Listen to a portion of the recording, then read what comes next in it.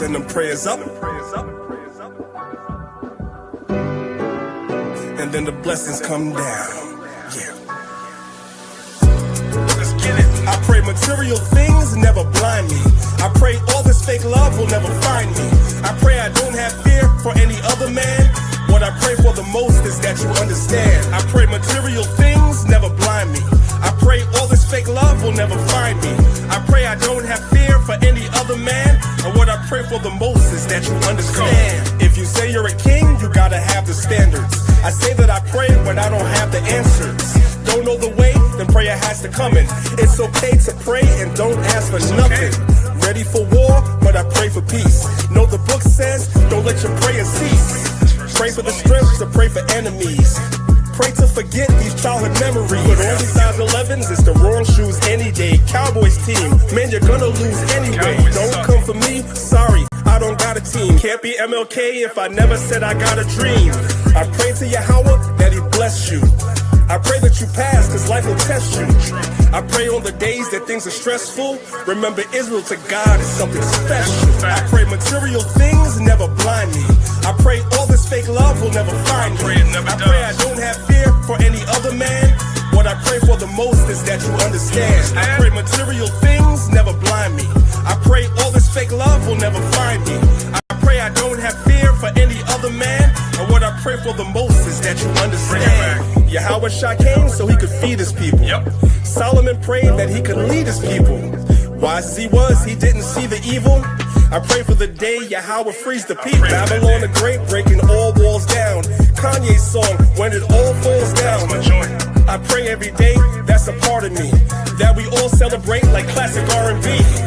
Cool in this gang, there's so many speakers. I pray that you learn, we have so many teachers. I pray for the kingdom, cause it needs to come. I pray for Isaiah 14:1. Always be thankful, what my lady said. Don't ask for much, just my daily bread. I pray on the days that things are stressful. Remember, Israel to God is something special. I pray material things never blind me. I pray all this fake love will never find me. I pray I don't have fear for any other man. What I pray for the most is that you understand. I pray material things never blind me. I pray all this fake love will never find me.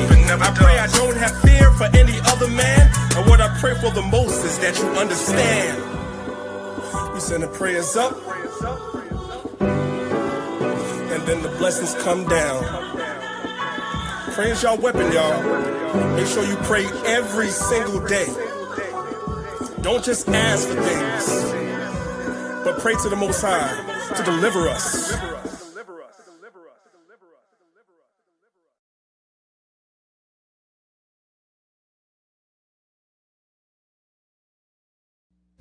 Abanawa, Shabashamayim, Kwadash, Hayah, Shamka, Yahweh, Malakwatha, Taba'a, Ratazaka, Hayah, Aisha, Ba'aratazar, Kawa, Hayah, Bashamayim, Lathamlanawa, Lacham, Kal, Yawam, Wasalachnawa, Chaubwathnawa, Kasalachnawa, Chaubwathyanawa, Wala'a, Tabia Anawa, Manasaya 1, Abal, Hawashayanawa, Mayan, Rai, Kaya, Laka, Hamalakwa, Wa'ala, Wa'atapa Arath, La'ai Walamyam, Aman.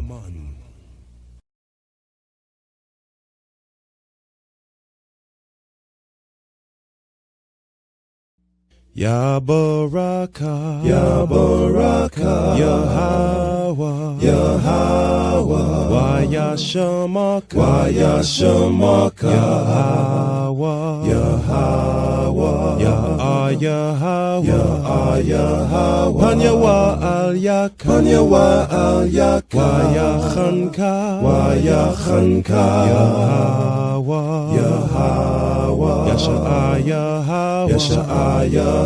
Panyawa Al Yak, Panyawa Al Yak, Waya Sham, Waya Sham, Laka Shalom, Laka Shalom, Yahweh Bahasham, Yahweh Bahasham, Yahweh Shah, Yahweh Shah, Barak Rapah, Barak Rapah, Yahweh, Yahweh, Yahweh Bahasham, Yahweh Bahasham, Yahweh Shai, Yahweh Shai, Barak Rapah, Barak Rapah, Yasha Allah, Yasha Allah.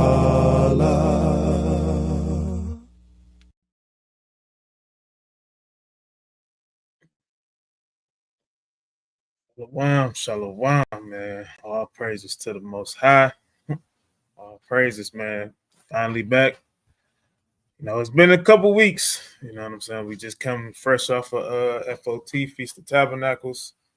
Had a beautiful week with the body. I pray and hope those that have or maybe even have not celebrated Tabernacles, hope it was a blessed Tabernacles. I know for us, man, it definitely was a very, very, very humbling experience. You know, and we'll be here all night if we talk about all, everything that had happened.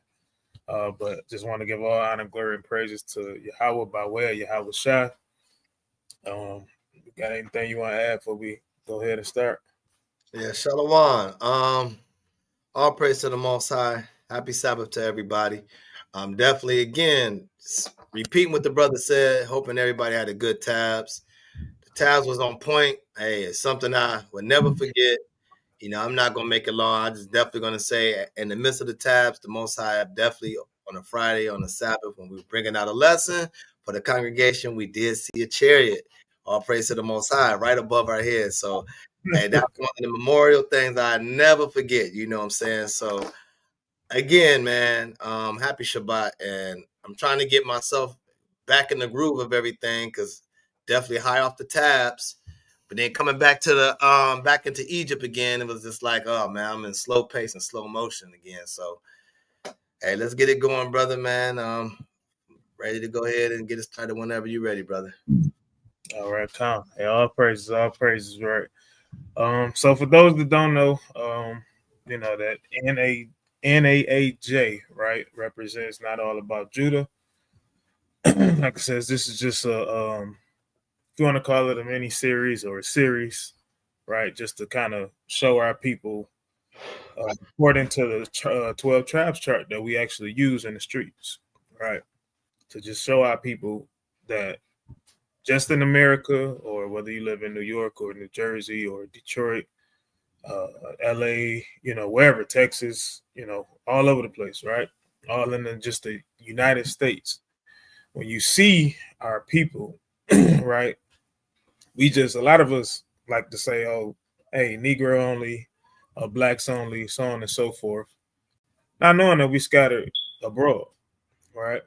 A lot of people don't like to include Mexicans when you're talking about the children of Israel, and any other race you could probably think of for that matter, right? That actually comes from the 12 tribes. So this is kind of a dedicated lesson to that. We're going to show even in the scriptures, right? We're going to show in the Old Testament. Of course, we can even dive in the New Testament to literally show what was actually happening, right?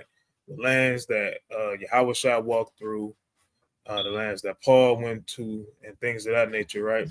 We're going to literally show that our people were still there. And it wasn't just the Southern Kingdom. It wasn't just Judah, right? Everybody know the famous story with the woman at the well, right? She wasn't a part of Judah, right? But she was still our people, right? So first and foremost, let's start at, let me share my screen. Share my screen real quick.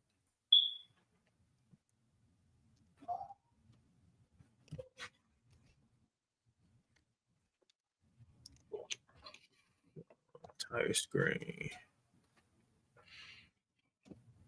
Let's go share system.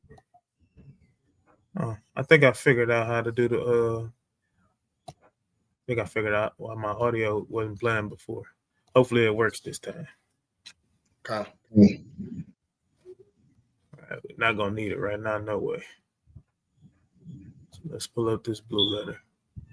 So before Genesis 49, I'm gonna go to Genesis 30. All right, Genesis 30. want to find where right here, verse 13. Actually, let's go before that, right? Okay. So this is, let me go back a chapter because I want to count, give people the what number Asher was born, right? All right, so we're gonna start at verse. Where we at? I done came down too far.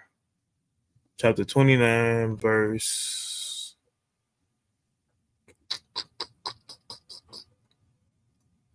Actually, no. I'm just gonna count. We're gonna start in chapter 30. So I'm gonna just count. And so we gotta understand who was born. We know that Reuben was born first, right? So Reuben, right? So Reuben, then Simeon, then Levi, then Judah. So that's 4.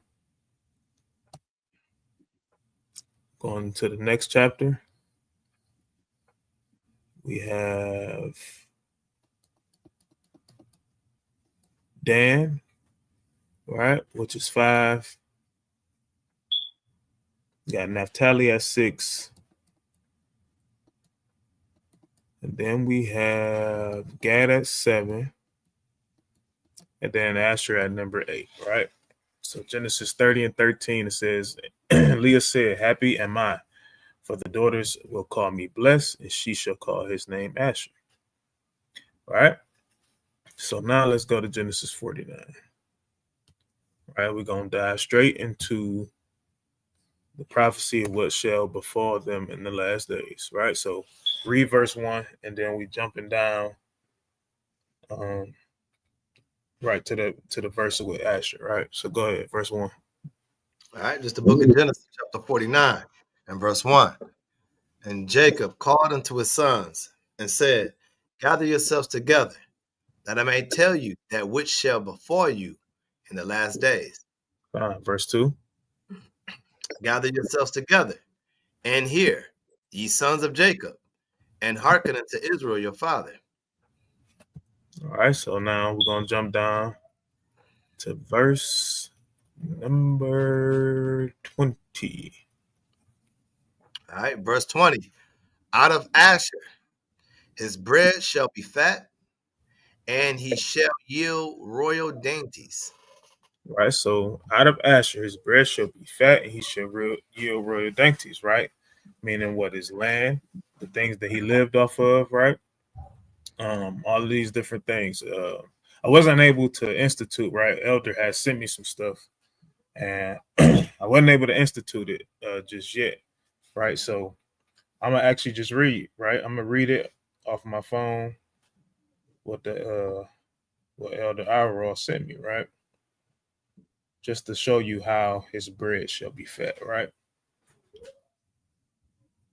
So it says in Colombia, right? Colombia produces salt, right? It's a country that has I always get tongue twisted on this word. Significant? Kind. I don't know why I get tongue twisted, right? So it's also a country that has significant and century-old mines, salt mines, right? And it's a harvest industry, and the salt is sourced from both underground mines and large salt flats on the coast, right? There's 2 main areas. It is Manure, Lagar. It would be better if I did have it up on the screen. As a matter of fact, let's look this up. That way, everybody can kind of see exactly what it is, right? So let's do this.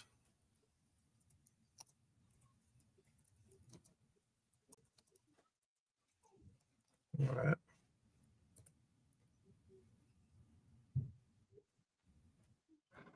We could just do it just like this. All right, so we can read the AI overview, right? You want me to read it or you got it? I got it. Right. So salt mines in Colombia. It says Colombia is home to several notable salt mines, each with its own unique history and significance. The Salt Cathedral of Zapocara is a prime example, built within tunnels of a salt mine, serving as a place of pilgrimage and a tourist attraction. Right. The Nemocan salt mine offers a more in-depth look at the salt mining industry, with tours included. A guide. Well, we're not gonna worry about that. We're not worried about tours, right? So the purpose of these salt mines, which we don't see on the screen, right? So the importance, it says the indigenous people use salt as value trade-ins, commodity for goods like gold and emeralds during the country's fight for independence. Income from the salt mines helpful to finance the war, right? Because anytime you have anything relatable with making money, especially when it comes down to our community, Esau want to put his hands on it, right? Esau always wants to put his hands on it. So remember that this is a prophecy of things that shall befall them in the last days, right? So they live on a good land, right? Per se. But again, we know that Esau always sticks us down in the ghettos, right? So during this lesson, we're going to literally see that again, right? So let's flip back to this blue letter, right? So read verse 20 again. All right. Verse 20. Out of Asher, his bread shall be fat, and he shall yield royal dainties. All right, so he shall yield royal dainties, right? Now, it came a time when I read this and I seen that, and it says that he should yield royal dainties. I automatically thought, hey, dainty, that sounds like some cake. That sounds like some food or something, right? But when I went into this blue letter, right? So I'm gonna go into this verse and I'm gonna go down, right? I'm gonna go down to this word dainties, right? So on the surface, it literally says dainty food, delight. That's the outline biblical usage, right? But as we can see right here, this is something that's important. It says variant spellings, right? It's variant spellings for this word, which also means what? It's also different, going to be a different definition, right? We see Strong's definition, right? It literally says a delicacy or pleasure, dainty, delicately delight, right? But now let's go to the root of the word, right? Because we can see that this word will be pronounced ma'adan, right? Let's go to the root word. So the root word adan, right, literally means to luxuriate, delight oneself, right?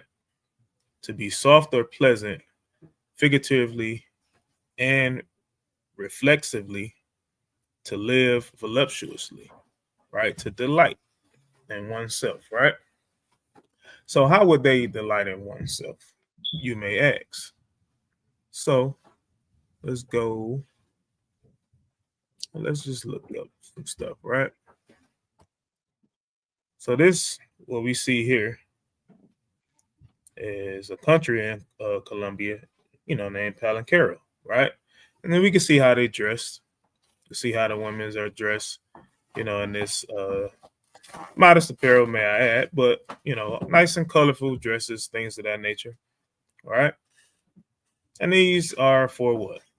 For festivals, all right? Different festivals that go on. And we can look up, they got a bunch of tens, maybe hundreds of festivals that they host throughout the year, right? One in particular we call the Barranquilla Carnival, right? So we can see here. Let me see if this, okay. Yep, so the Berenquillen Carnival. Right, it's basically the largest festival that they have, right? So let's just listen real quick. Y'all let me know if y'all able to hear anything.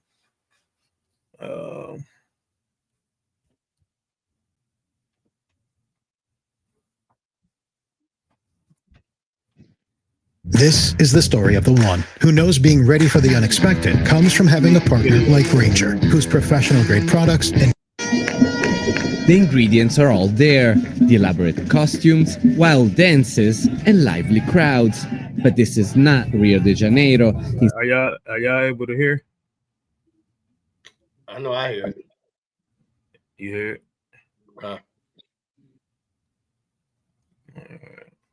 Anybody in the chat saying they can hear you now? Can't see it. Okay, Con. Yeah, people said Con. Con. Okay, all praises. All praises. I figured out what was the problem. All right, so let's keep going. Instead, we're in the coastal city of Barranquilla in Colombia at the world's second largest spectacle. Our carnival represents the Caribbean culture. It's a joy, union, and respect of each other. It's where we enjoy ourselves, overcoming social classes, feeling we are one family. Spanning back over 2 centuries, the carnival is a dazzling display of Caribbean customs and colors. But due to the bad reputation the country had, it has only recently started to receive attention. The impressive thing is that it's not only here in this street, it's the entire city. We're gonna ignore, these people, right? Because we gotta understand, as you can see, this is just a tourist. They would just want to come and be nosy, see what's going on. And they see us having a good time, just like right now, in our neighborhoods that we live in now. Back when, some of us used to go to different bars or clubs or things of that nature, right? You always may find maybe 1 or 2, other nations that might have come up in there, right?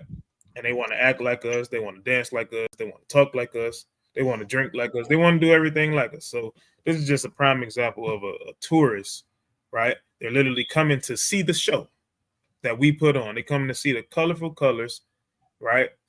Just like a circus, right?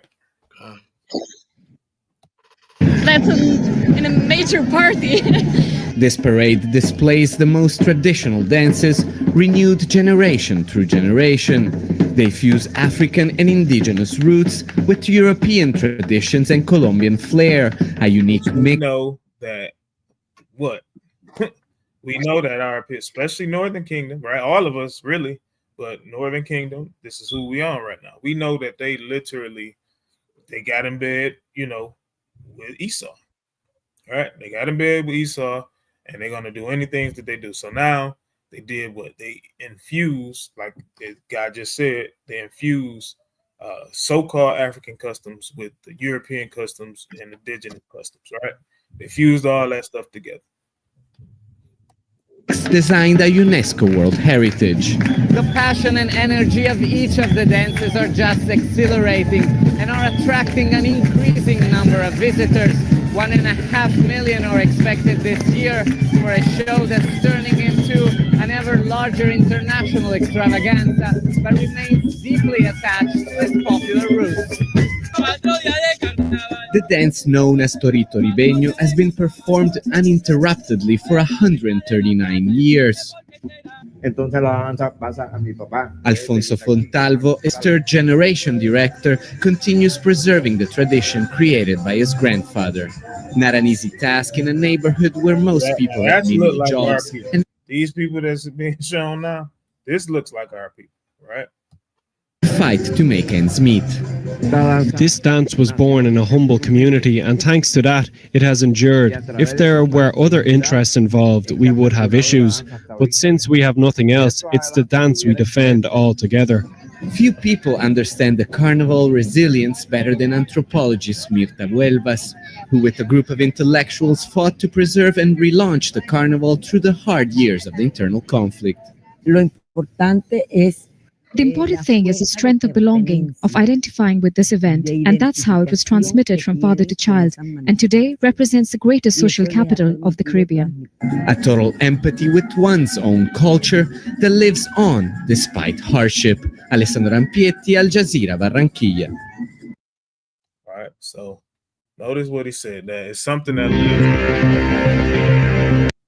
that lives on despite hardship, right? So what would be so hard, right? Well, let's find out, right?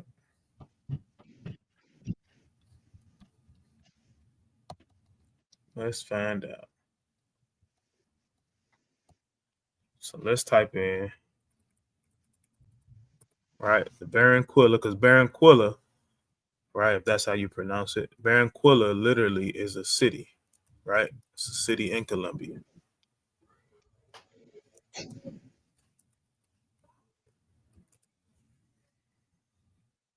If it pops up, I'm on images, that's why.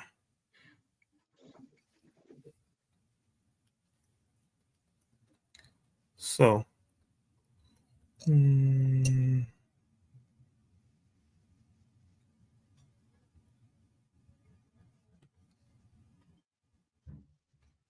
let's see. I'm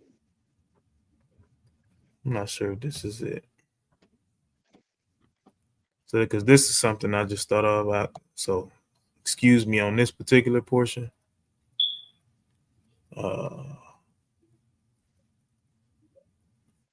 But it just tells you how rough this area is, right? So, for the moment, let's just drop that, right? So, let's get into this article. Get into this article from the minorityrights.org, right? So you can just start from the top. Right? This is going into the so-called Afro community in Colombia, right? So let's just read some of this information, and we're gonna take it, and we just gonna just see who this lines up with, right? Because it doesn't matter if the words are saying Afro-Colombian, but what we're trying to see is how we literally line up as literally the same people, the same curses down, from Deuteronomy 28:15 all the way down. We're going to see that, hey, it's these people doing the same things, right? Go ahead. All right. This is the Minority Rights Group. Starting off, says Colombia has one of the largest Afro-descendant populations in Latin America. All right, so hold it right there. All right, we coming right back to this article because we're going to go to the other prophecy, right? We're going to go to Deuteronomy 33. Verse 23 is not the verse.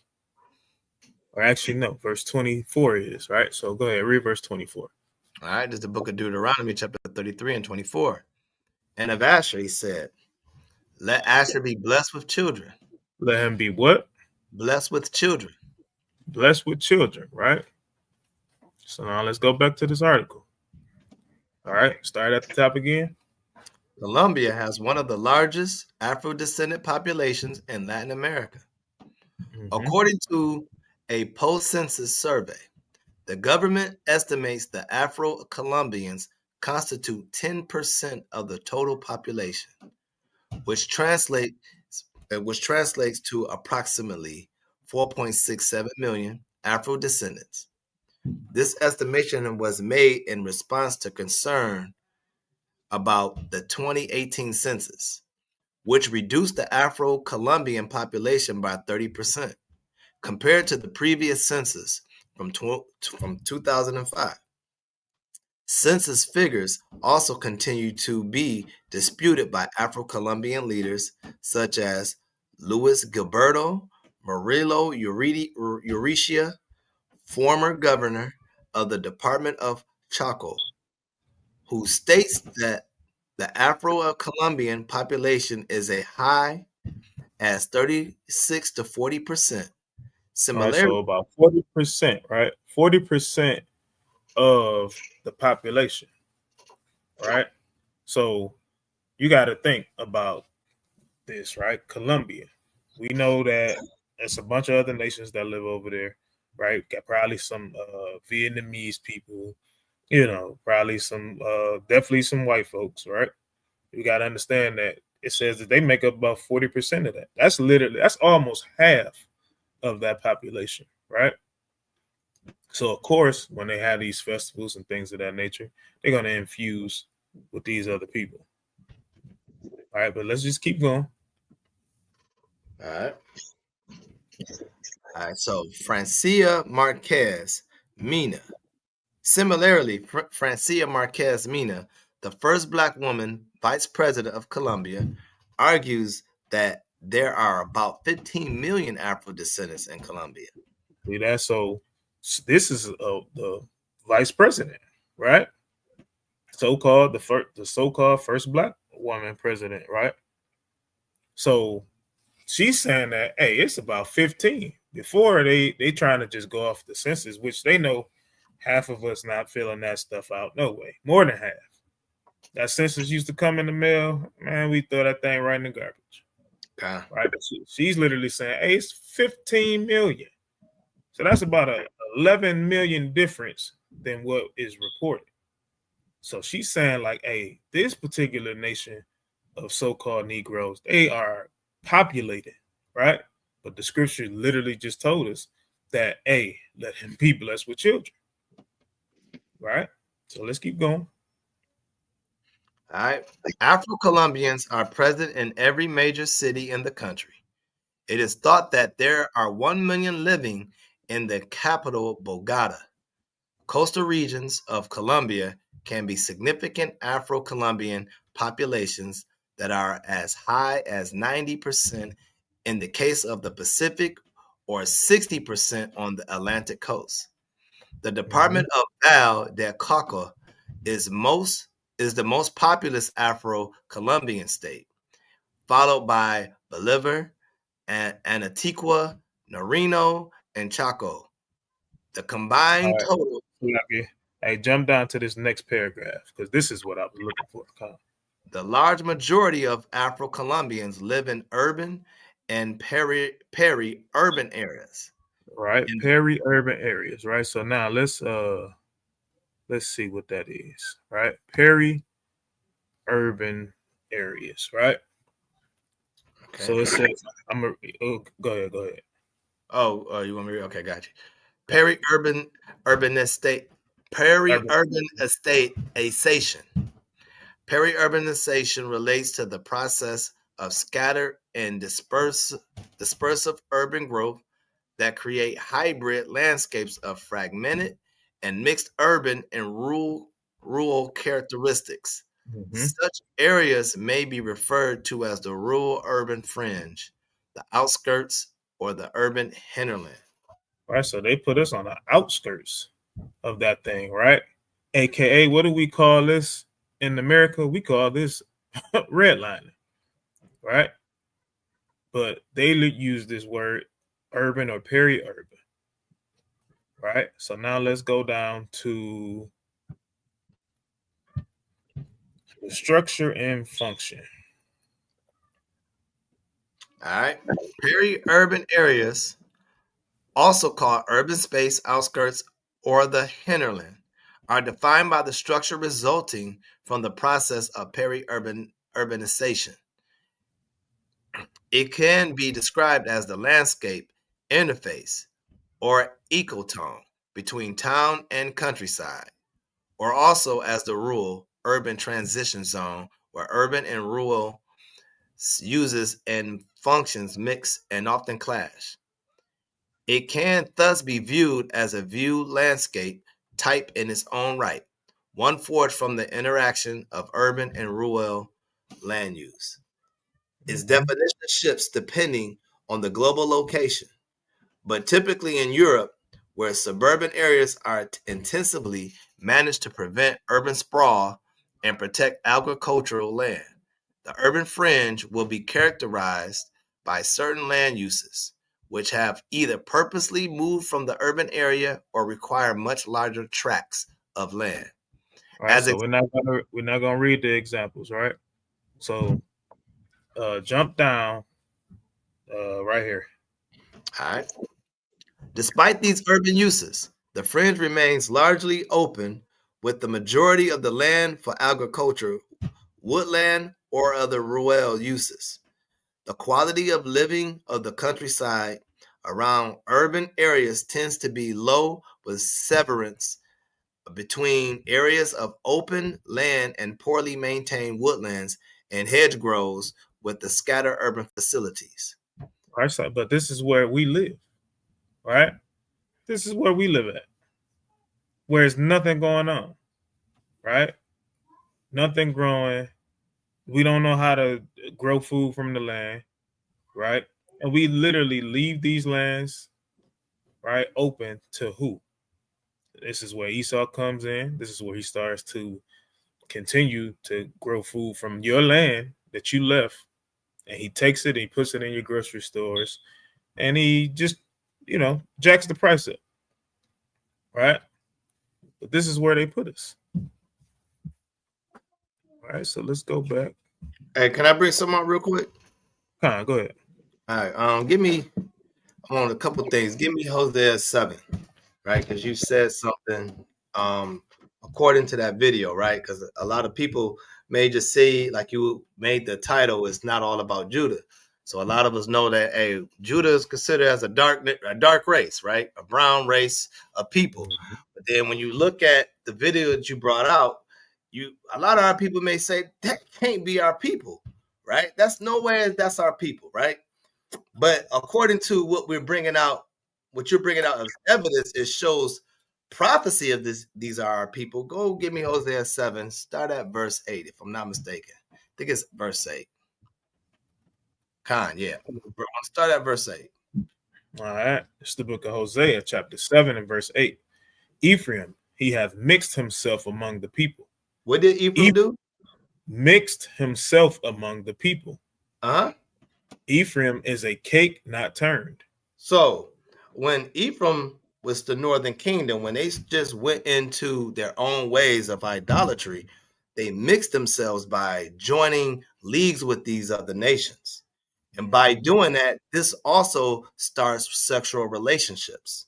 So when you see the people in that land, you have to understand, like, we're looking for a dark race of people. This can't be our people because they're not dark enough to be our people.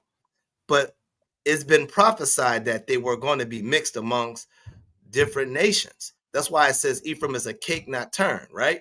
Because you got one side of a cake that may be light and the other side might be dark, right? Give me verse 9 real quick. Verse 9. Strangers have devoured his strength. How did they do that, right? And we see that still, like what you just said. If I'm not mistaken, you said that they own the salt, right? Yeah, they grew salt.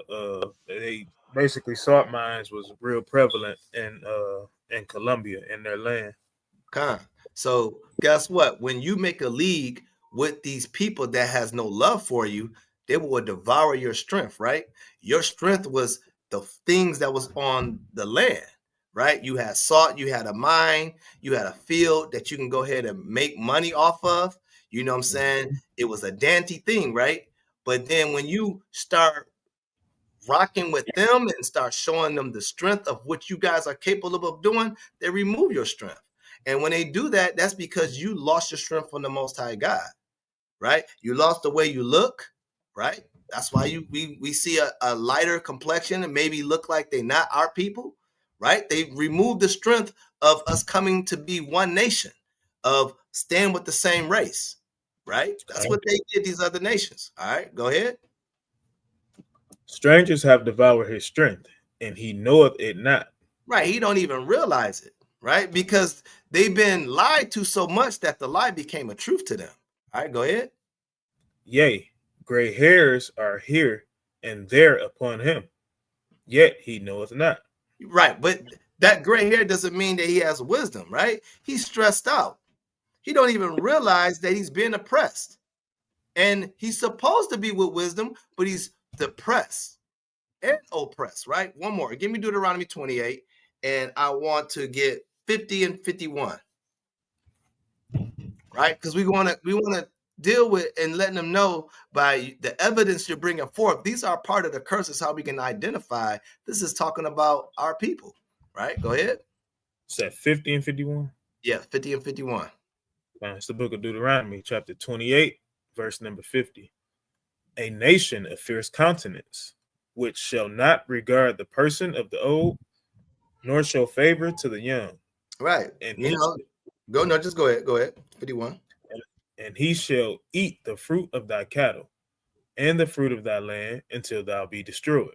Right. And we know that they took everything out their land. What we just read, that they took them out of they put them in a red line hood. That's what they did. They put them in a hood. A ghetto. Exactly. They just put them right in the hood of the ghettos, right? So they didn't put them where they first were at, right? Nah, there's money over there. We got to separate them from their money so we can bring them over here where it's nothing. So they put them there and destroyed that and gave them a place where they were living with nothing but full of destruction. Go ahead. Which also shall not leave thee either corn, wine, or oil, or the increase of thine kind, or flocks of thy sheep, until he have destroyed thee. He destroyed us, right?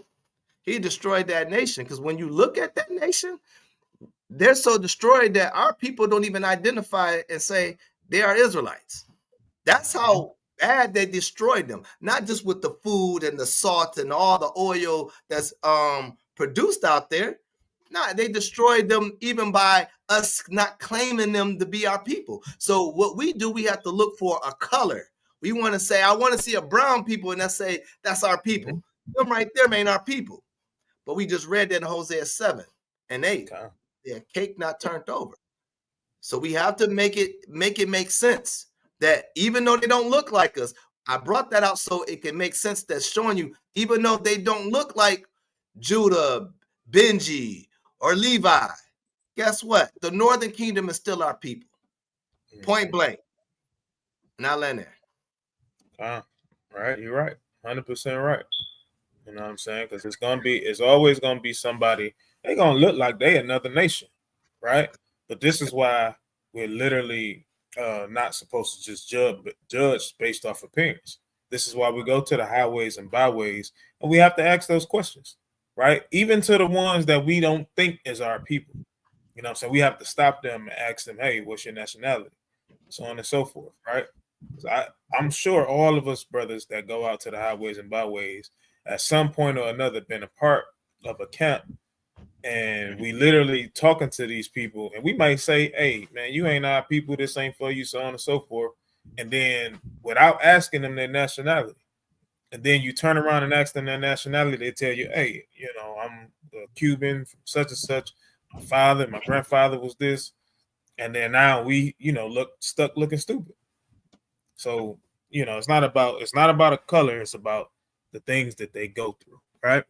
Because at a point in time, you got to realize, hey, when Jacob was having these children, hey, they wasn't coming out all extra light skin, right? Probably didn't look nothing like no Steph Curry. You know what I'm saying? Nothing like a Blake Griffin. Didn't look nothing like that. But again, like the brother just read, right? So let's get back to this article. Right down here. We in this one right here. All right. The large majority of Afro-Colombians live in urban and peri-urban areas. In this fragile ecosystem, Afro-Colombians are peasant farmers and see themselves as the natural custodians of the country's biodiversity on which they depend for their subsistence and the maintenance of their cultural identity. Afro-Colombians practice crop diversity while delegating animal husbandry and other agriculture tasks in indigenous communities, a relationship which was led to tensions as pressure on available land increases. Right, so as more land becomes available, now guess what? Now they're going to try to pressure him to take it over. They're going to try to pressure him to sell, to get up out of that land, right? It's the same tactics over and over and over again. We build something up, they come take it. We go somewhere else, we build it up, they come take it again, right? Let's read this last one right here. The Colombian Department for National Statistics has recognized that there are 4 distinct Afro-descendant groups in the country. All right, so remember what it says, it's 4 distinct, right? So again, our people are everywhere, right? Go ahead. Black, Afro-Colombian, Rizal, and Palaquero communities, and that 2 of these speak their own distinct languages. All right, so it's the Palenquero people and the Rizal people is the ones that speak. It's like a Spanish language, but it's not actually Spanish, right? Let me see something. I got that. I think I pulled it up. Yep. So Palenquero, right? So I kind of read this part. It's not a whole lot, right? So it just says Palenquero or Palenque, right? Is a Spanish-based Creole language spoken in Colombia, right? It is believed to be a mixture of Kakango, a language spoken in present-day Central Africa, right? Which everybody knows where we fled to, right? So that's one part, right? Let's go to Rizal, right? The Rizal are a Black Colombian ethnic group from archipelago of San Andres, right? Providencia and Santa Catalina off Colombia's Caribbean coast, right? We know our people are over there heavy, right? We was brought slaves there, literally, right? So I'm not gonna read the rest of that. Let's just go back to the article. Just wanted to show that those 2 are the ones that have their own distinct languages, right? So let's go to historical context, right? So let's go ahead and start at the top. All right. Oops. Enslaved Africans were first brought by Spanish colonists to Cartagena in the 16th century to replace the lost labor on the plantations and mines which occurred as a result of the decimation of the indigenous population due partly to the harsh working conditions. All right, so it was basically because they just wanted to take it. That's all it is. That's really what they're saying. Like, hey, we lost labor because we enslaved the indigenous people, the original ones that was there, and then we brought some more over here, right? There wasn't no lost labor. They just, we was in slavery, in captivity, in our punishment. That's what that was. All right, but go ahead. All right. Afro-Colombian political consciousness is part of a strong culture of resistance waged by people of African descent in the face of colonial oppression and ethnic discrimination. An example of this culture of political resistance in Colombia traces its root back to the experience of the Palenqueros, or of the establishment of colonies of free Africans during slavery. During the anti-colonial war for liberation led by Simon Bolivar and Francisco de Paula Santander, Afro-Colombian slaves and former slaves represented 3 out of every 5 soldiers. Look at that, right? In the Spanish War, in the Spanish Army, right? 3 out of every 5 soldiers was our people, right? Fighting their war. And we all know, same story, right? We fight the war, they promise us independence. Guess what? We don't get it. That's what we finna read. But let's go ahead. And fight the war to help get rid of us. we know a lot of y'all gonna die, so that's why we want 3 out of 5 so we can kill a lot of y'all. Yep. All right. Although they still had to wait another 40 years after the war had been won before slavery was formally abolished in 1851. Mm-hmm. Modern formal political organization by Afro-Colombians based on ethnicity and the collective experience of racial discrimination later evolved as a reaction to and inspired by the emergence of indigenous organizations. All right, so 40 years after the war had been won, right? When it was supposed to have been over with. It was supposed to have been over with, right? Anywhere between 1810 to 1820, it was supposed to, slavery was supposed to have been abolished, right? But guess what? We know where we were at, right? We know exactly where we was at. Still right there in slavery. All right, so let's jump down to, we're gonna skip this next paragraph, go down to this paragraph. All right. Afro-Colombian communities and collective territories are mostly concentrated in the resource-rich and geopolitically strategic regions of the country that continue to be the scenes of fierce disputes between armed groups. Along with the Pacific Coast, the fight for the control and exploitation of collective lands by armed actors has meant that such communities have found themselves caught up in the crossfire or continuously on the front lines of the conflict. Right, so why is this important, right? If they're continually caught in a crossfire, you can't live peaceably, right? It's always some, imagine a bomb blowing up or, people getting shot at next to your home every single day, right? We know we already know what it's like. That's why I said imagine it, right? Most of us that grew up in the hood, it was always gunshots going off, things of that nature all the time, right? But this is happening at a more rapid rate in that land, right? It's happening at a more rapid rate in that land, which is why damn near slavery ain't even over with over there, right? And we're talking about the hard bondage, right? And we're gonna find that out when we click to this next tab on current issues, right? We're gonna find that out. So let's keep going. In response, Afro-Colombians organized themselves into peace communities or community councils and created Black-led process aimed at working towards the autonomy, self-determination, and empowerment of Afro-Colombian communities and propagating their active neutrality within the conflict. All right, so we're gonna skip this, right? So y'all just remember this site if y'all want to come read everything, right? Just remember this site is minorityrights.com. You can .org /community/Afro-Colombians, right?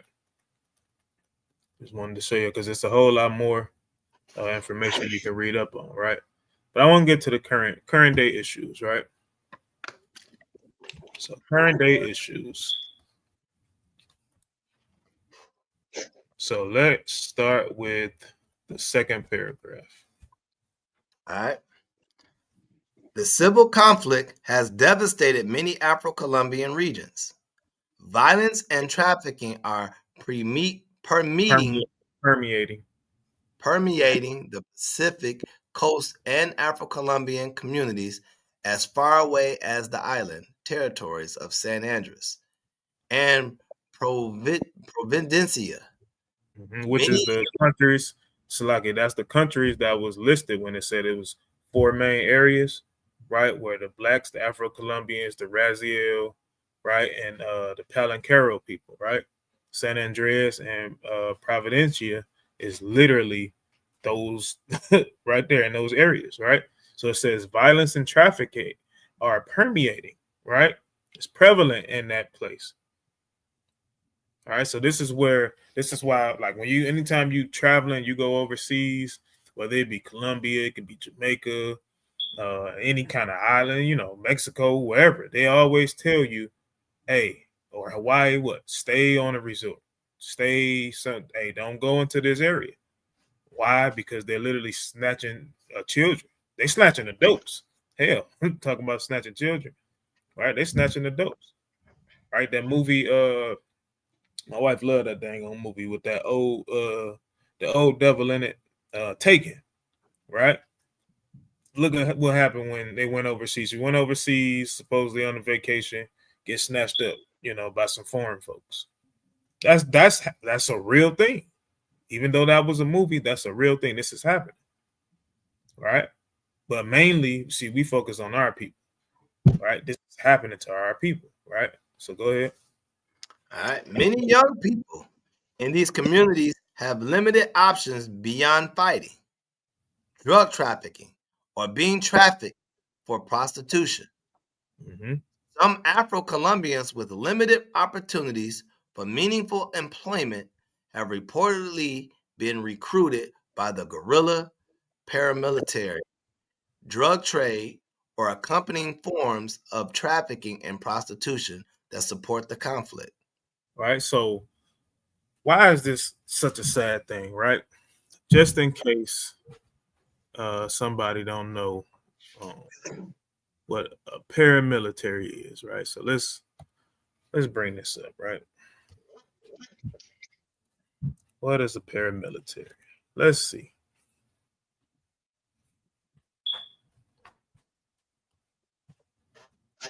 Let's see what they do.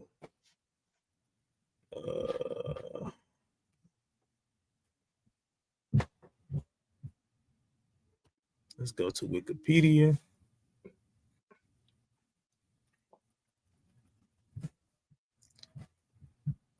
All right. So it says a paramilitary is a force or unit that functions and is organized in a manner of analogous to a military force, but does not have professional or legitimate status. Right? So you're not even a real group. You are what on a lower level, or not a lower level, you are a high level narco team. That's just through, and we know what, especially like in a lot of these movies, you know what I'm saying? They literally are a team of so-called officers that come in and they don't follow all of the rules that normal officers follow. Right? They bring this particular sect in to literally enforce, to propagate, to take away, to do whatever. Right? And they're literally in this article. In this article here, it literally says, where is it at? So it says many young people, it's like right here. So the paramilitary and the guerrilla are extreme risky options. Oh no, I'm going too far. So like some Afro-Colombians with limited opportunities, right? So the ones that don't have rich parents, right? The ones that didn't get to grow up in the neighborhood to where they can even finish school, right? They have limited opportunities. So what do? Right? Same thing we do in this area. We join our army, we join the Navy, so on and so forth. But this is worse than joining the Army or Navy. Right? This is worse than that. So got a little entertainment for y'all, for those that did watch this show, right? So excuse, I'm gonna say it right now, excuse the language, right? So snow caused snowfall, right? And during this, it was literally what was the guy named? The Edomite name? Teddy, right? This is the Edomite that worked for the CIA, or outskirt of the CIA, that was using black men and black neighborhoods, to sell drugs to help fund the war. Right? So and at this particular point, the CIA agent, had stole Franklin's money, so on and so forth, right? So let's just see, right, the power of this type of CIA agent, or the power of a paramilitary type of person, right? Excuse the language again. Let me blow it up first.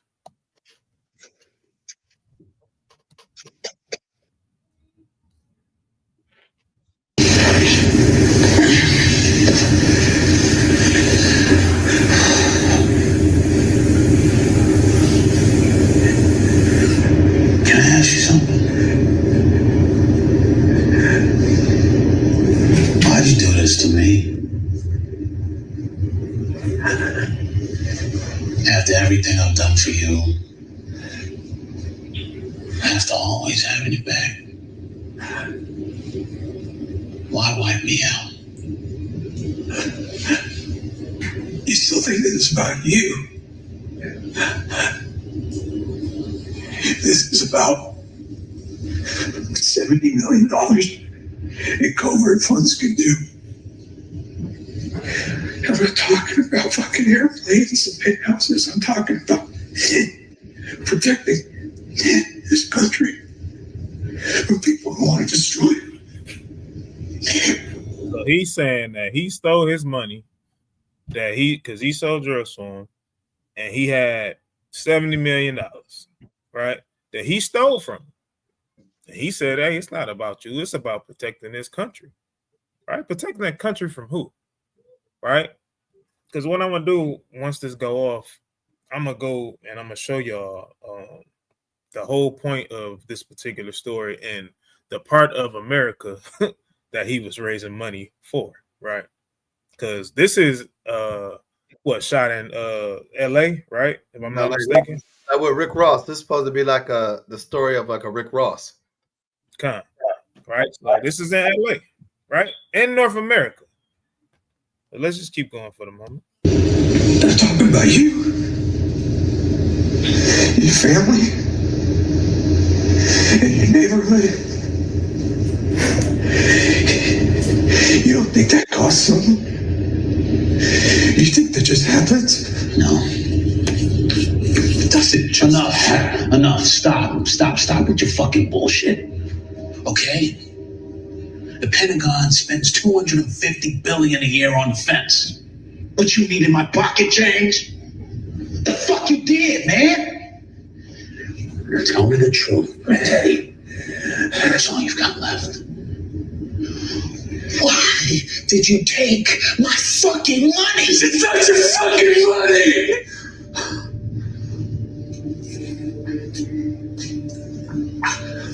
What? It's my cocaine, and it's my operation.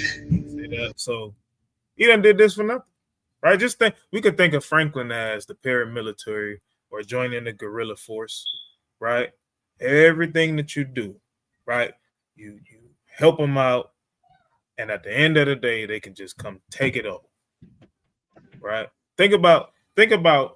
Let's just put this on a sports player type of level, right? Think about the sports players. Same things happen to them. They put them on this high pedestal, and look at, as a matter of fact, a perfect example. Somebody like Deshaun Watson, right? Football player, right? He had just got a new contract, so on and so forth. The following year, he didn't want to play for the team no more. He played for the Houston Texans. Didn't want to play for him no more. All out the blue, here come allegations, sexual assault allegations. He got 20 different cases of 20 different women supposedly filing. And, of course, he ended up settling for some of them. Most of them got through out, but he settled for some of them. But what, just to get it out the way. Because it's just been an ongoing thing. Esau knows how to get rid of you. He knows how, no matter what it is you do. Again, you have what? You got a social security number that's attached to you from the day that you're born, right? So anything that you do in this world, whether you're young or older, they can track you. It's nothing that you can do to get away from it. They're going to be able to track you. And if you do so-called get quote-unquote independence, guess what? You still ain't got no rights. I don't care what it is you do, you in this system. Right? Hey, and be mindful. Israelites groups are growing and growing and growing.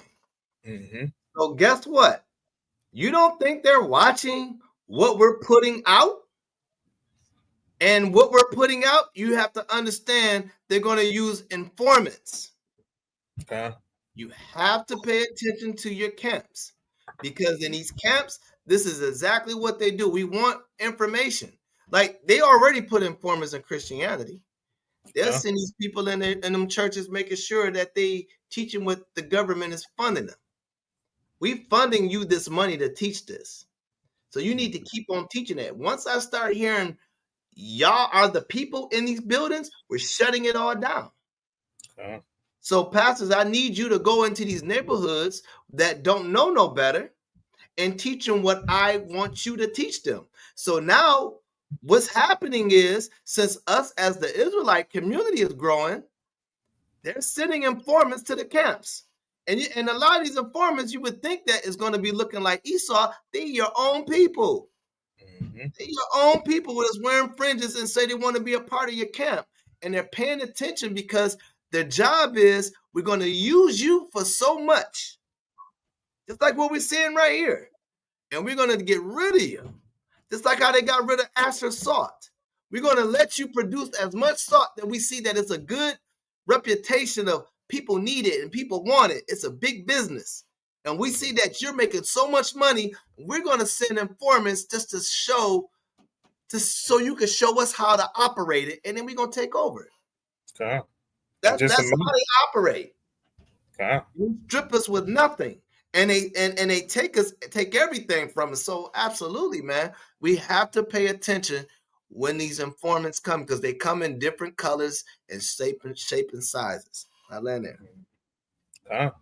And just imagine, right? They use that salt for many things, trading it for many things, many expensive things. You know what I'm saying? So just, hey, it's no different than owning a cotton field, right? And all of that. So let's just keep going. I made you what you are.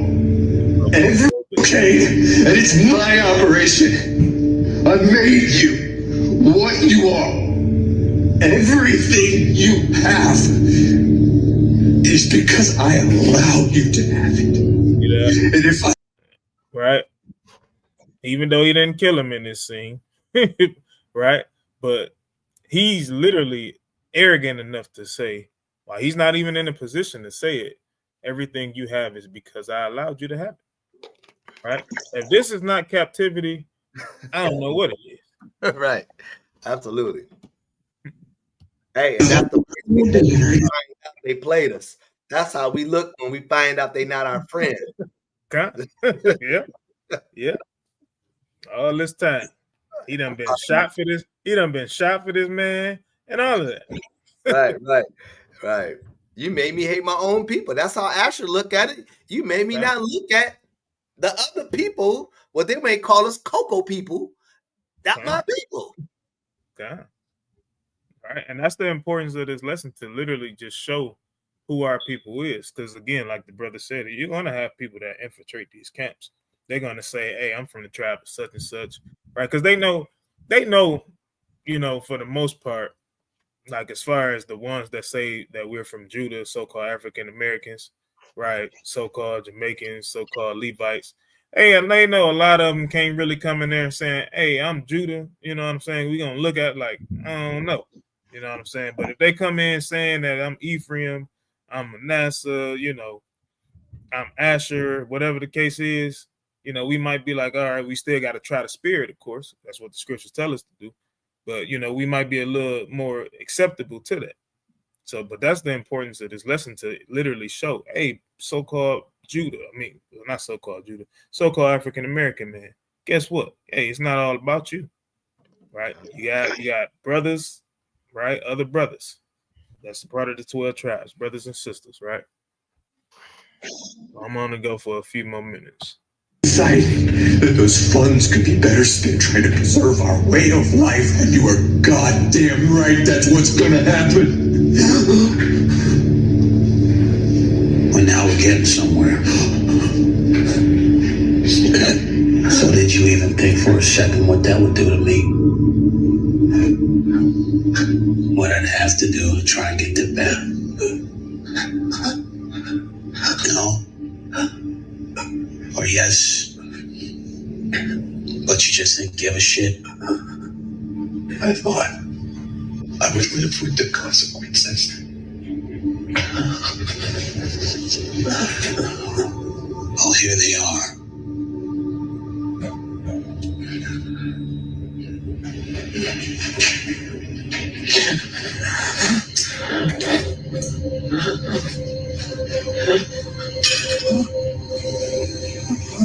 You never fucking respected me.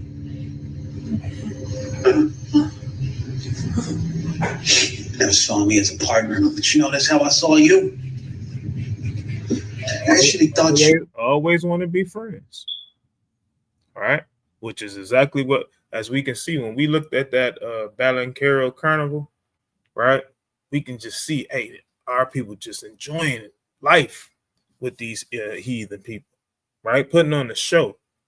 And these people coming from all over to watch this clown show. That's because that's how they see it. When you're not literally dribbling the basketball, singing and dancing, things of that nature, many people really don't want to deal with you.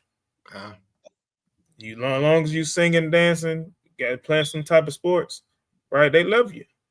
And when you ain't doing it, you a nigga again. I'm gonna go for a couple more minutes. He was my friend. And as fucked up as that sounds,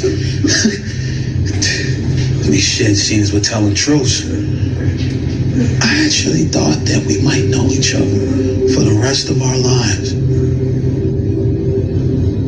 Barbecues and shit.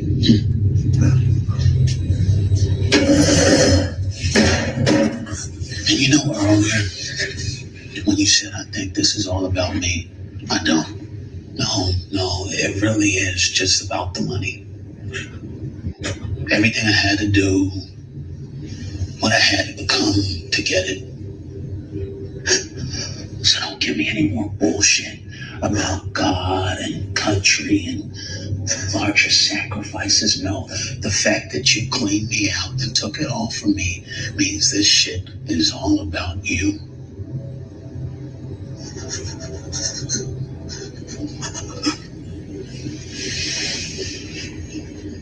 Why didn't you make me some? Huh? Right. Oh, we can get rid of this, right? I don't need that no more. I think we got the point, right? Hey, you know what? Let me bring something out real quick, right? Like what you said, right? Give me Psalms 137 real quick, because that's exactly what we do, man. Like what you were showing in that clip of that parade. That's exactly what we do. You know what? Make it even better.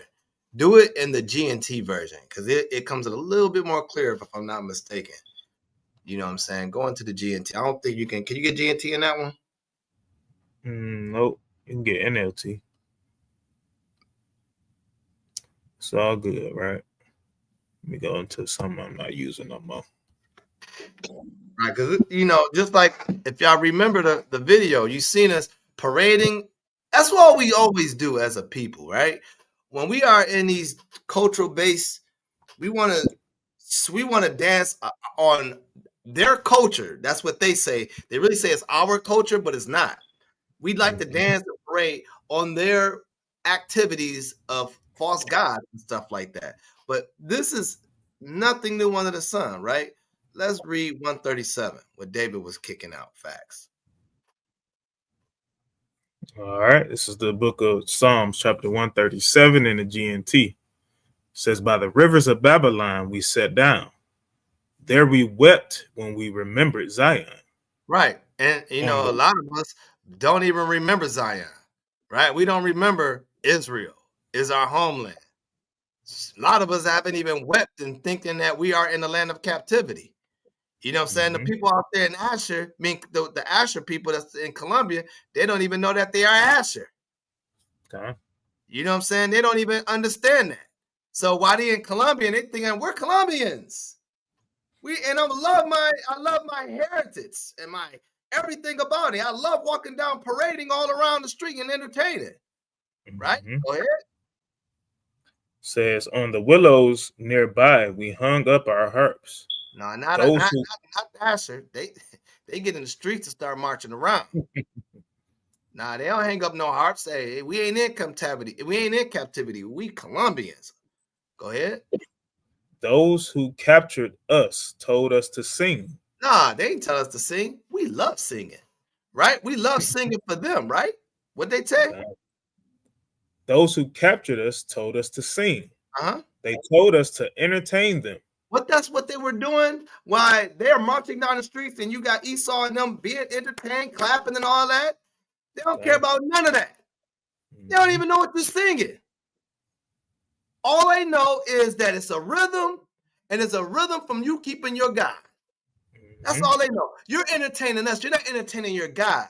The more we see you dance around and harp around, we see you that you far away from your God. We see you far away from not who you are, that you're from the tribe of Asher. Okay. Go ahead.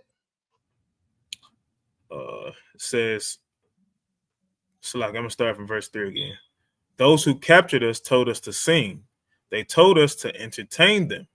Sing us a song about Zion. How can we sing a song to the Lord in a foreign land? How can Asher say that's their culture?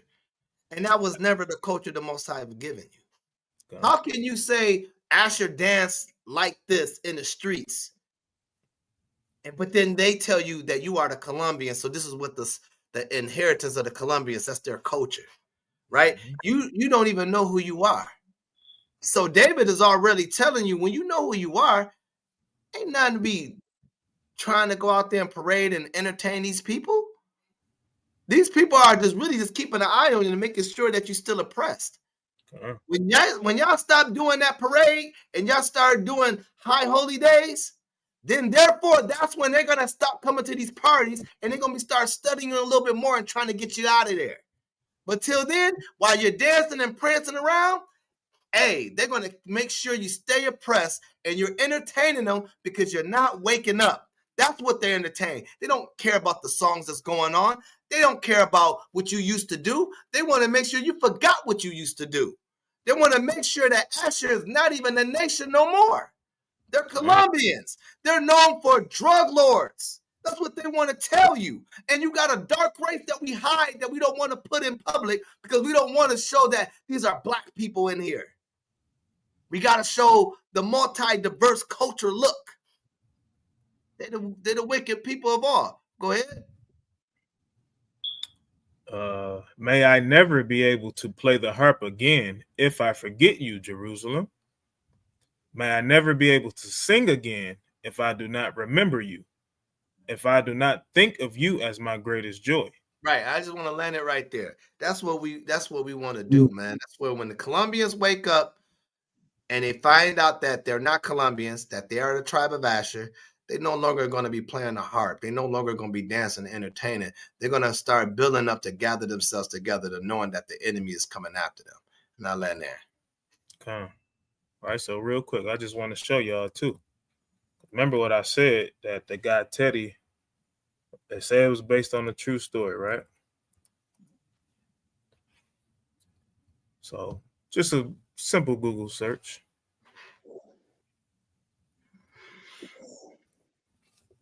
So I'm gonna go right here. Right, it says Terry McDonald actions in Snowfall are driven by his desire to fund the Contras and overthrow the Nicaraguayan government. Right now, when you look that up, it's literally South America, right? God. And this is based off a true story, right? The CIA always sent people in to become informants, right? Set them up to where some of them had to sell, some of them chose to sell drugs, and then some of them had to. Otherwise, either they would kill your family, they would put you in jail, whatever the case may be, right? So just like this says in this article here, because we got to go back to it, right? It says some Afro-Colombians with limited opportunities for meaningful employment have reportedly been recruited by the guerrilla, paramilitary, right? Drug trade, which is what that show is about, right? Or accompanying forms of trafficking and prostitution to support the conflict, right? We can pick it up from right here. The paramilitary and guerrilla are extremely risky options, but in regions with extreme poverty, they may provide the only source of income and survival. See that? You got to do what you got to do to survive. Why? Because they're literally, it's happening in your neighborhood. The violence, trafficking, all of these different things, especially in Colombia, as we can see, right? It says it was permeating the Pacific coast and Afro-Colombian communities, right? Go ahead. Given the extremely low rates of Social Security benefits obtained by Afro-Colombian workers, a small pension or survivor benefits to family members may serve as an incentive to engage in illicit activities. Right, so they say, hey, I'm going to do this for your family members. Right, you come do this for me, something happened to you, I'm going to do it for your family members. They never ran through on their promises. Right, all of these Social Security benefits, things that we get here in America, right? This is the reason why, and I don't know, hopefully the brother Yasha were looking at it, right? When we had that conversation, and he was saying, like, man, I don't know. He's like, I think Judah got it the worst. And I read something like this, and I'm trying to play this out in my mind, right? I think this is a lot worse than what we have it. You know what I'm saying? This is today's time, right? This is real time that they're doing this. You know what I'm saying? It's literally, hey, you come over here, you work for me, I take care of your family. If you don't want to work for me, then I'm either kill you and your family, or I'm not gonna take care of y'all no more. Right? We literally have food stamp benefits. We got all of this stuff over here, right? This is why a lot of people flock to America, because they can come and get a lot of different things that they don't necessarily deserve. Right? So I want to keep going. Let me see. We're going to jump down to this paragraph here. All right. Most Afro-Colombians are based in urban areas. They are the majority population in towns in the Northwest, and also live in low-income settlements in the major cities. See that? Projects. Right here. Projects. Low-income settlement. This is projects. Right? This is where our people are in the major cities, right? Go ahead. Capital Bogota. Widespread displacement from communal lands has contributed to the process. According to one estimate, more than 70% of Bogota's sizable Afro-Colombian community were born outside the city, a proportion that suggests the significant role that displacement has played in the urbanization of Afro-Colombians.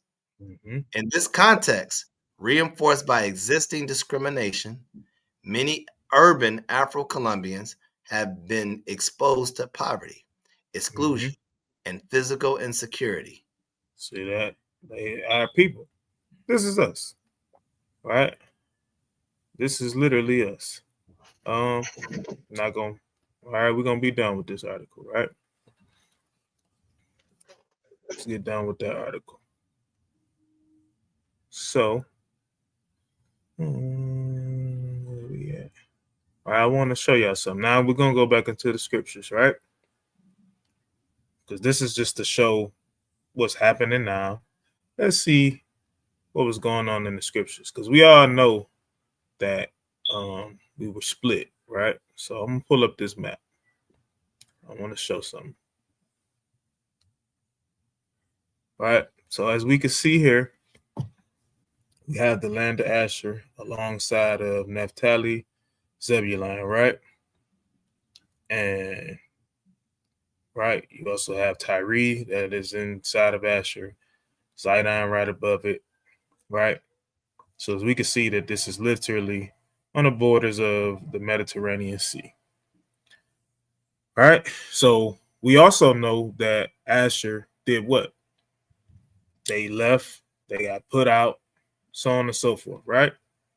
Doesn't mean that everybody left, right, during the Assyrian captivity, because again, there was a remnant that was behind.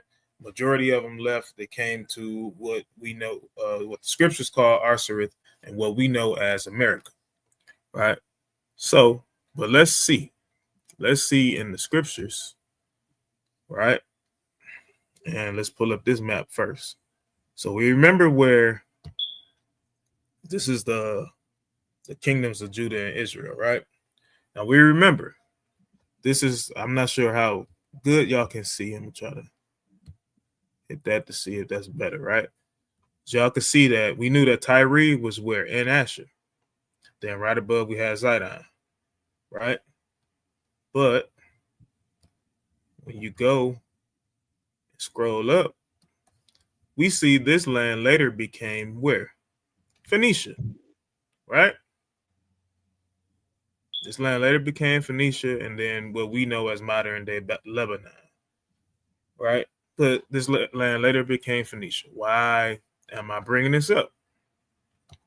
Well, let's go into some scripture, right? And I know I'm gonna get a phone call from Elder Karab because this is something. This is something that he definitely brought up before, right? So let's go to the book of Mark, chapter 7, right? And the question was asked: was this woman that was healed in Mark 7? Was she an Israelite or was she another nation? Right? And upon putting this lesson together, this is the outcome that I came up with, right? So let's go to Mark 7. Let's start at verse 24. All right, this is the book of Mark, chapter 7, and verse 24. And from thence he arose, and he went into the borders of Tyre and Sidon, and entered into an house, and would have no man know it, but he could not be hid. All right, so he went into the borders of Tyre and Sidon, which is where, people? Let's go. Let's pull up a different map, right? Borders of Tyre, Sidon, which is the land of Asher, right? Also, if you want to include Galilee, which is the land of Naphtali, so on and so forth. If you want to include that, that's fine, right?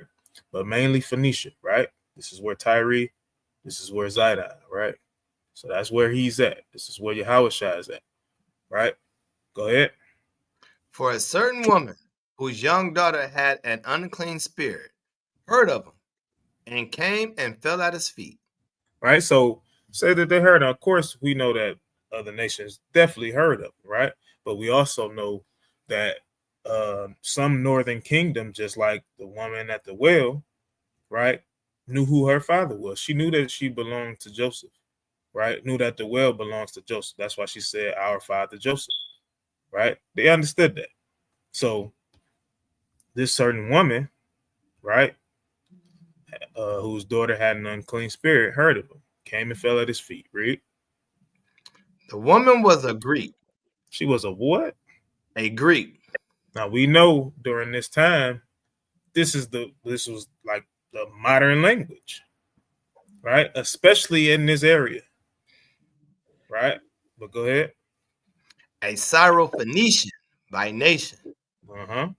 And she besought him that he would cast forth the devil out of her daughter. But Yahushua said unto her, let the children first be filled, for it is not meet to take the children's bread and cast it unto the dogs. Go ahead.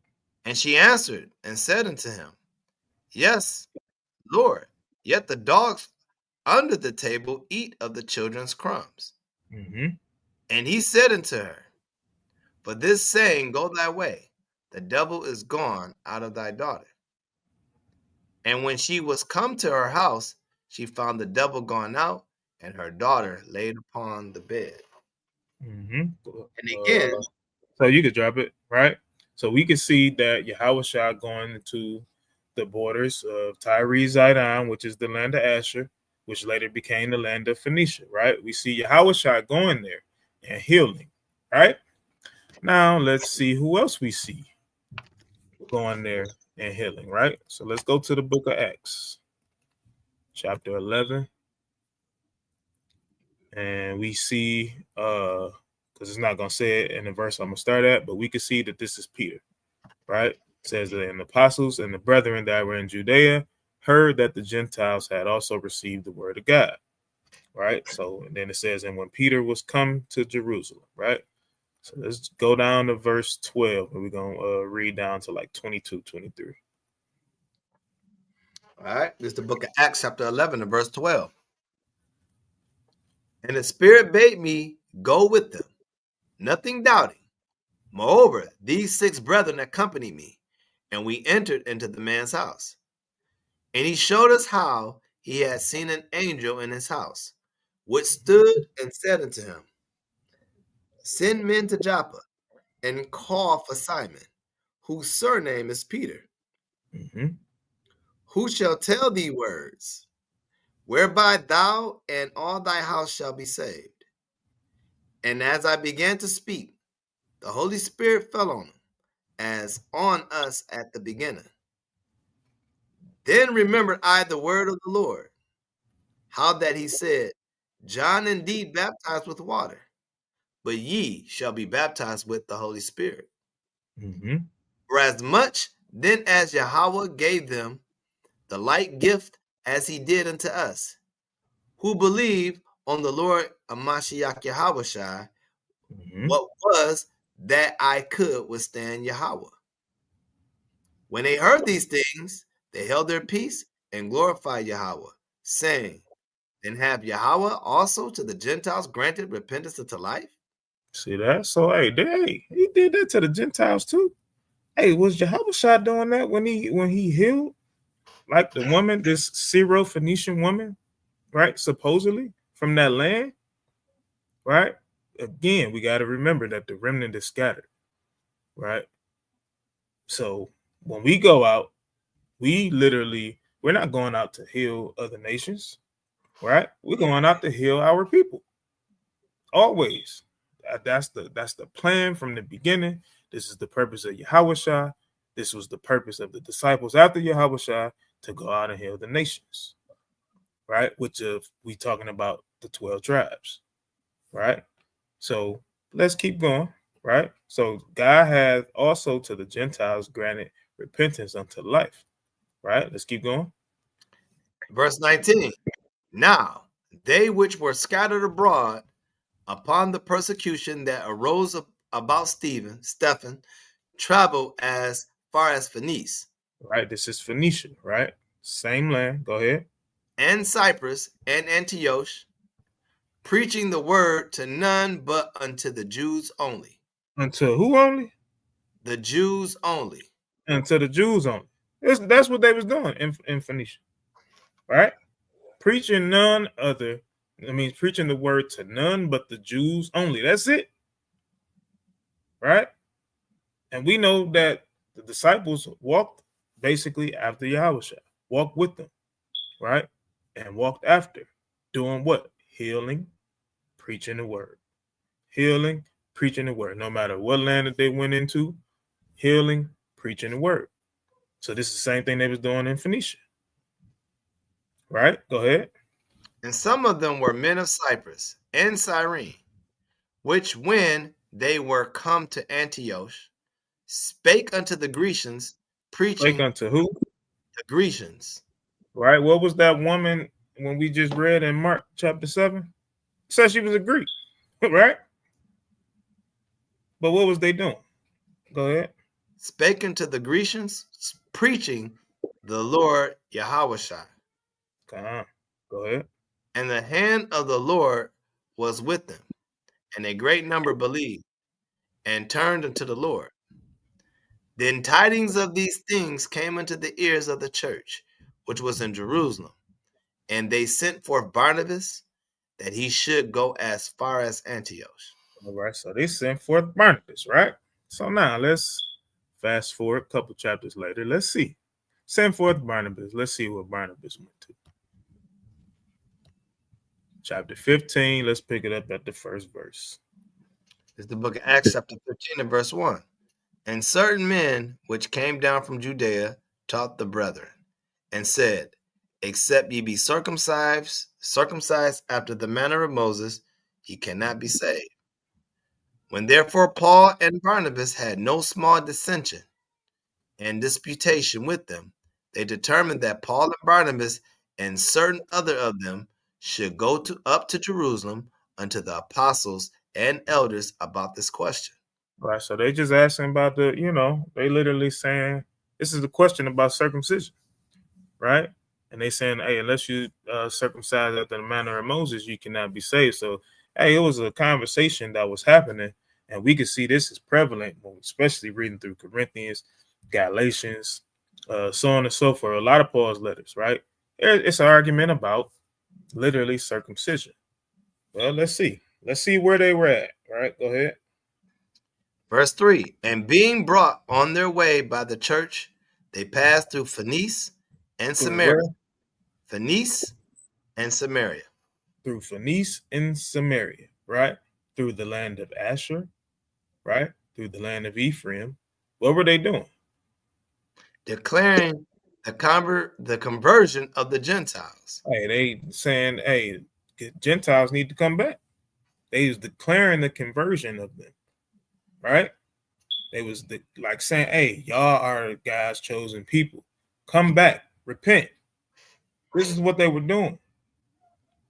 Right? Go ahead. And they caused great joy unto all the brethren. And when they were come to Jerusalem, they were received of the church and of the apostles and elders, and they declare all things that Yahweh had done with them. Right, and this is what the Gentiles declared. Right, they declared everything that the apostles and the elders and that the Most High had done with them by giving them the wisdom and all of these things. Right, but now let's see. Let's read this part. But there rose up certain of the sect of the Pharisees, which believed, saying that it was needful to circumcise them and to command them to keep the law of Moses. Right, so we know who this more than likely is, right? This could literally be what you may call your OT onlys, right? People that don't believe in Yahweh Shai, things of that nature, right?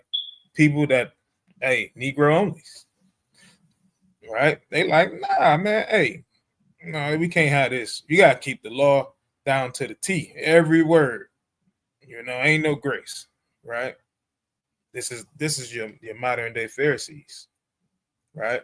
In these lands, right? Because again, you got to remember the southern kingdom, they stuck around in that area. This is why you always had, when you go to both of these maps, go to this one first.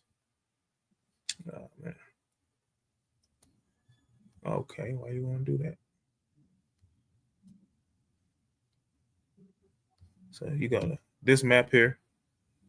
Now we can see that Phoenicia and all of that, right? But the one thing, or can we even see that? Let me see.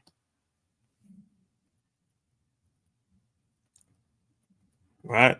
The one thing that never changed, right here, I don't know if y'all can see it, it says Kingdom of Judah, right? Or Judea.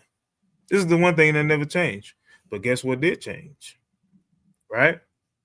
The land of Asher, Naphtali, right? Manasseh. This is Gad down here. It's supposed to be, right? All of that changed. Judea never changed. Why? This is how you know that we stuck around. This is how you know when the prophecy speaks about when they got out of the captivity from the Assyrians and them traveling into a land, right? This is why, right? But people were still in this place. People still knew, according to the book of John, that the woman at the well, she still knew that, hey, this belongs to our Father, regardless of what the land was called, right? She always knew that, right? So again, we are faith. Let me get this real quick. Romans. I'm gonna go to Romans twice actually. So Romans 8 verse 16.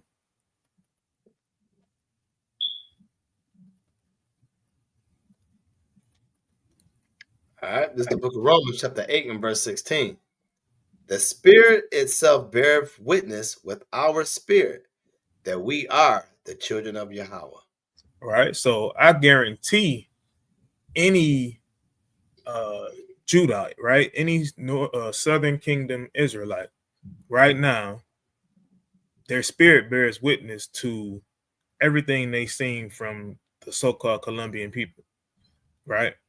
Regardless of color, right?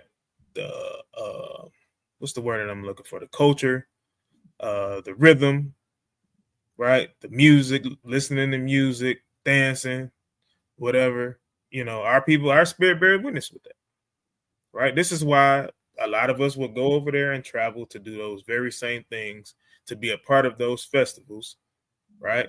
We'll do it. Hell, we even try to be a part of St. Patrick's Day, right? And we ain't talking about, I know Priest did a lesson a while back about the Irish and their original color, right? But we're talking about, your Edomite Irishmen. We want to party with them so bad. Everybody get the green on. You go there, you drinking some damn green beer. That's just, I don't even know why people won't put anything. You won't put color in your beer. Like, come on, bro. Right? But the spirit has to bear witness. Right? Go ahead. And if children, then heirs of Yahweh, and joint heirs with Christ. If so be that we suffer with him, that we may be also glorified together. Right? And then he's not just talking about Southern Kingdom. He's talking about both. Right? Because this is why it says heirs of God, right? Because originally, guess what? We were literally chosen by the Most High, right? And then, guess what? Joint heirs with Christ. Because the Most High had to send Yahushua. He had to send Yahushua. And because of this, hey, once we repent, come back to him through Yahushua, hey, we may also be glorified together, right? But it says, if so be that we suffer with it, right? So we got to repent. There's no other way around it. All right. I got two more. I'm going to wrap it on up, right? So,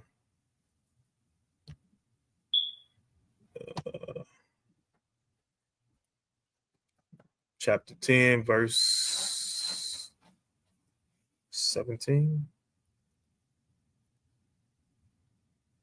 Actually, start at verse 16. All right. This is the book of Romans, chapter 10 and verse 16. But they have not all obeyed the gospel. For Isaiah says, Lord, who have believed our report. Mm-hmm. So then faith cometh by hearing, and hearing by the word of Yahweh. Mm-hmm. But I say, have they not heard? Yes, verily, their sound sent into all the earth, and their words unto the ends of the world. Mm-hmm. But I say, did not Israel know? Did not Israel know? Did not the Northern Kingdom know? Go ahead. First Moses said, I will provoke you to jealousy by them that are no people. Mm-hmm. This is who? Salakia. Who is this? Right? This is a whole nother lesson, right? I believe, I'm not sure if we had did that live or not, but this is a whole nother lesson. But this is literally Northern Kingdom. All right? Go ahead. I will provoke you to jealousy by them that are no people. And by a foolish nation, I will anger you. All right, so this is the them that are no people. This is Northern Kingdom. That's another lesson for a different time, right? Right now, most important part is the faith, right? Faith cometh by hearing, and hearing by the word of God, right? But is it only hearing? Absolutely not, right? It's not only hearing. So let's get Hebrews 11, right?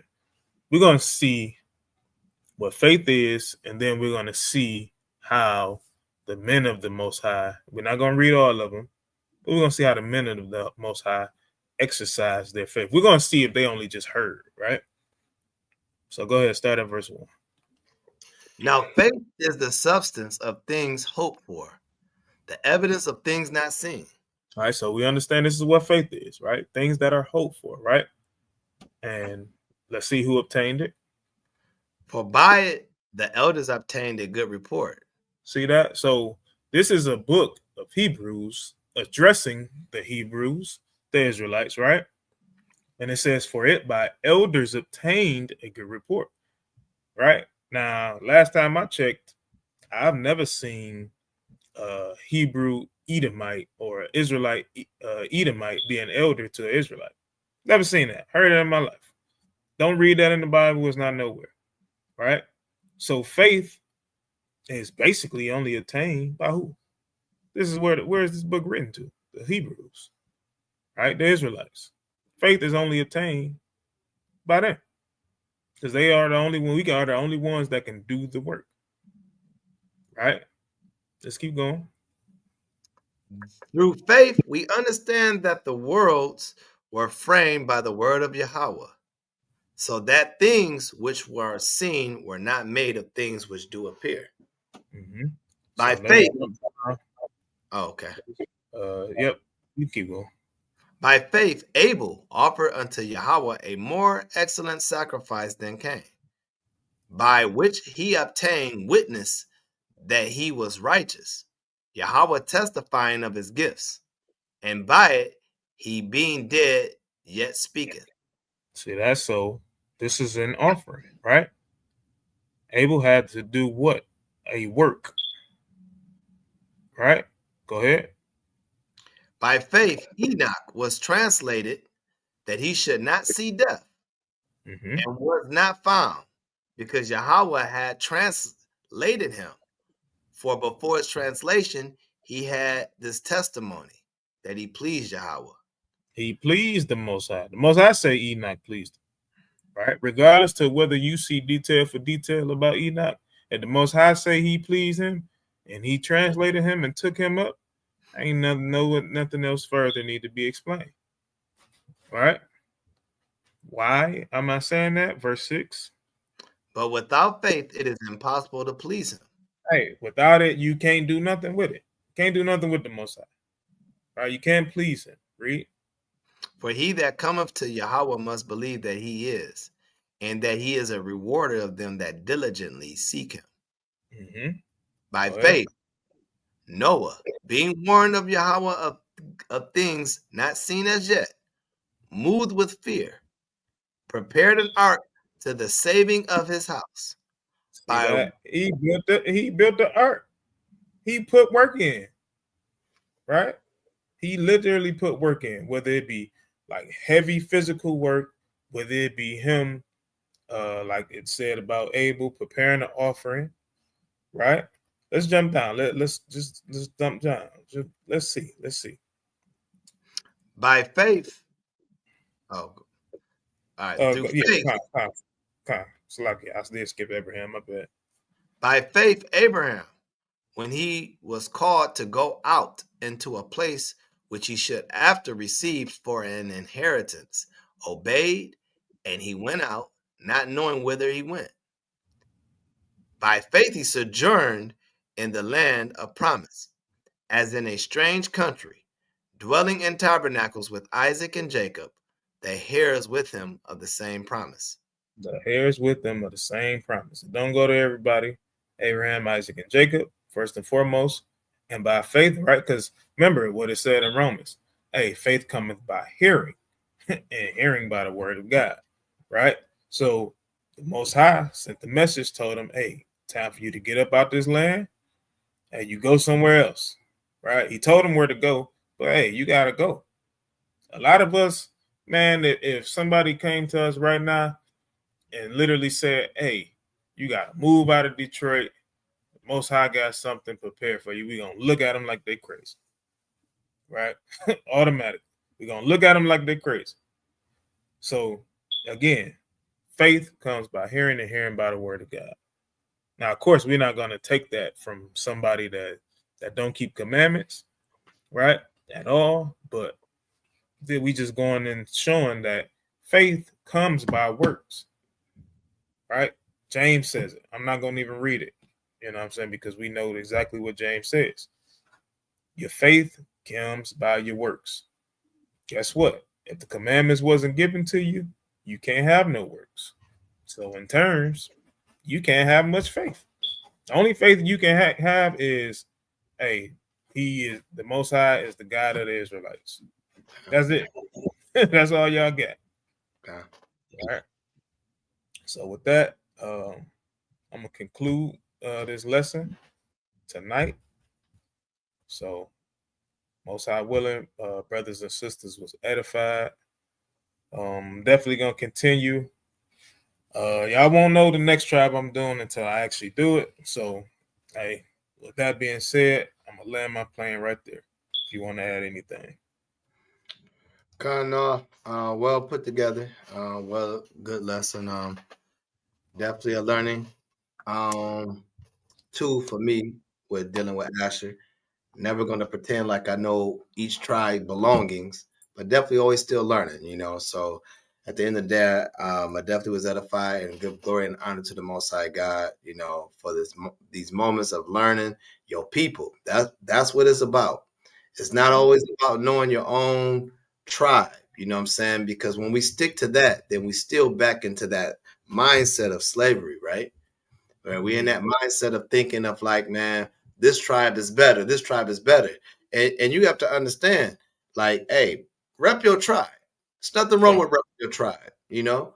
But when you get to the point where you have no understanding about other tribes, like how can you sit down at a table and relate with them? Right? Because we know that we can relate with one another, as we know, like, hey, I'm an African American, so-called African American. I can relate with you in many ways. But when we take the title away from us, when we say we from the tribe of Judah, and this brother from the tribe of Ephraim, and this brother is tribe of Gad, how do you relate? How do Judah relate with Gad? How do Judah relate with Asher? Right? How do Judah relate with Zebulon, right? And Naphtali? How do we relate with these people? Right? Because all we have to do is go right back in Deuteronomy 28 and do the research. The curse itself is going to bring the evidence. And when we do the research, it's going to match up and like, man, it sounds just like us. It sounds just like what they did. They redlined us and we live in bad neighborhoods and they prostituted us. They raped us. We've been on slave ships. We've been on all these things, man. So, never just focus on one tribe.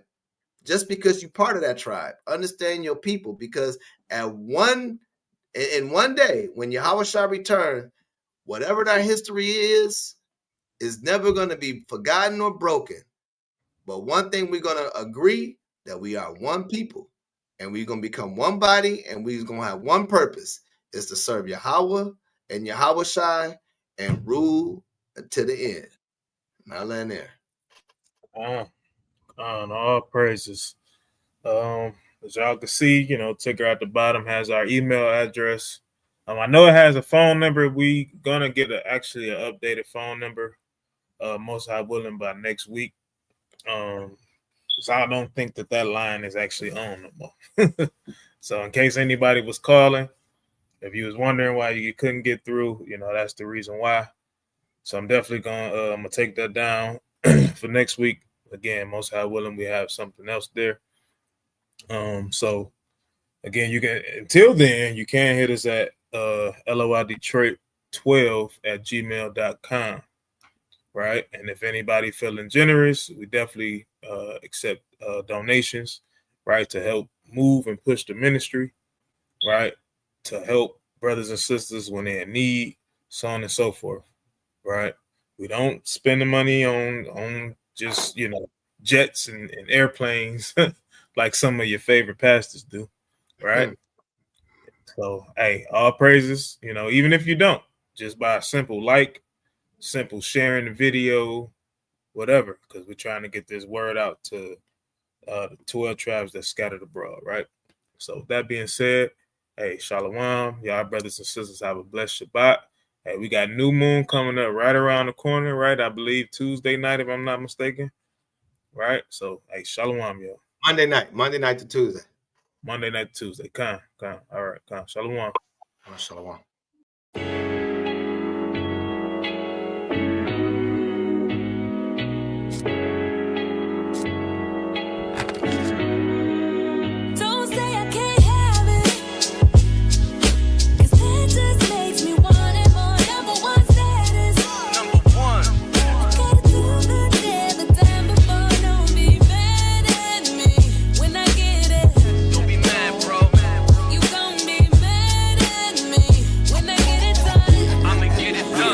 Don't be mad. Don't be mad that an Israelite made it. The suckers gon' talk, the cowards gon' hate it. No matter what they say, I'ma go get it done. There's really no choice if you from where I'm from. Some people gon' be glad, others gon' be mad. You juicing off the hate and relapse, and you need rehab. I could show you things, all you see is the rings. Don't get blinded by ice, my brother. Pick a lane, learn a skill that'll get you very well paid. Investing in trades like a monopoly game. All you need is your brain and be willing to change. You'll have obstacles in life, but don't look at it strange. Adapt to your environments, get well rounded. In the laws of the Most High, stay well grounded. Things happen and life goes on. Let the haters hate while you stay strong. Don't say I can't have it, 'cause that just makes me want it more. Number one status. Number one. I gotta do good every time before. Don't be mad at me when I get it. Don't be mad, bro. You gon' be mad at me when I get it done. I'ma get it done. Don't be mad. Do what you need to do, there's the king in you. But if talent don't work, it won't be useful. I remember the times of free school lunch. Whatever we didn't eat, moms took it for our brunch. Pops was working hard, now I know how it feels to have extra. He used to bring us meals on wheels. If you know, you know. Free things was a major help. That's why anytime I get, I always try to help. Those who are in need, who know are sincere. It makes me feel good when they smiling from ear to ear. Let them be mad, I'm bearing my cross. All my failures was a lesson, never counted a loss. Edomites make way, cause they know I'm a boss. Sitting in the Lambo, while they sit in the porch. And they wondering how, so they try to converse. The ones that smile in your face are usually the worst. Don't say I can't have